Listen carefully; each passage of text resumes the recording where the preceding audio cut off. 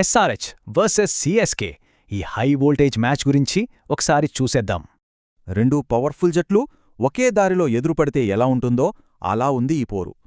ముందుగా home team SRH గత మ్యాచ్లో భారీ విజయంతో ఫుల్ జోష్లో ఉన్నారు. వాళ్ళ టాప్ ఆర్డర్ ఒక బాణసంచా ఫ్యాక్టరీ లాంటిదే. పవర్ ప్లేలో పరుగుల వర్షం కురిపిస్తారు. అయితే వాళ్ల బౌలింగ్లో ఊహించని మెరుపులున్నాయి, ఇద్దరు కొత్త పేసర్ల రూపంలో. ఈ ఇద్దరూ ప్రత్యర్థి బ్యాటింగ్ ఆర్డర్ను కుప్పకూల్చారు. ఇప్పుడు ఎస్ఆర్హెచ్ మరింత ప్రమాదకరంగా మారింది. ఇక వాళ్ల ప్రత్యర్థి సిఎస్కే వైపు చూస్తే ఈ సీజన్లో అద్భుతంగా కంబ్యాక్ ఇచ్చారు. ముఖ్యంగా వాళ్ల మిడిల్ ఆర్డర్ ఒక టర్బోచార్జర్లా మారింది. Young players అదరగొడుతున్నారు.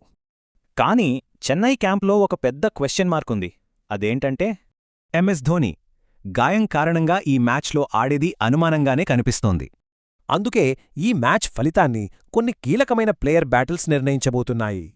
ఒకవైపు ట్రావిస్ హెడ్ దూకుడు, మరోవైపు నూర్ అహ్మద్ స్పిన్ మాయాజాలం. భలే ఉంటుంది. ఇక ఎస్ఆర్హెచ్ బ్యాటర్ క్లాసనైతే 165 పైగా స్ట్రైక్ రేట్తో బౌలర్లకు చుక్కలు చూపిస్తున్నాడు.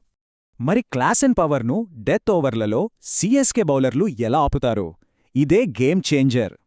అలాగే ఎస్ఆర్హెచ్ కొత్త పేసర్ల ఫైర్ను కెప్టెన్ గైక్వాడ్ తట్టుకుని నిలబడగలడా చూడాలి.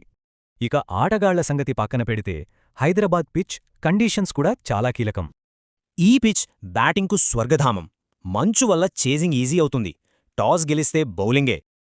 మొత్తానికి ఈ మ్యాచ్ కత్తిమీద సాములాంటిదే. మరి గెలిచేదెవరు?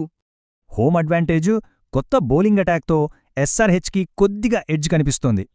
ఇంత హోరాహోరీ మ్యాచ్లో హోమ్ క్రౌడ్ సపోర్టే అసలైన డిఫరెన్స్ అవుతుందా?